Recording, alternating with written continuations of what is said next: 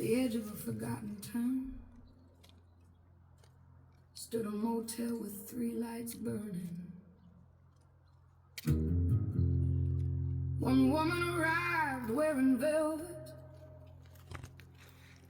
one arrived carrying ashes, the third came with thunder hidden beneath her Sunday coat.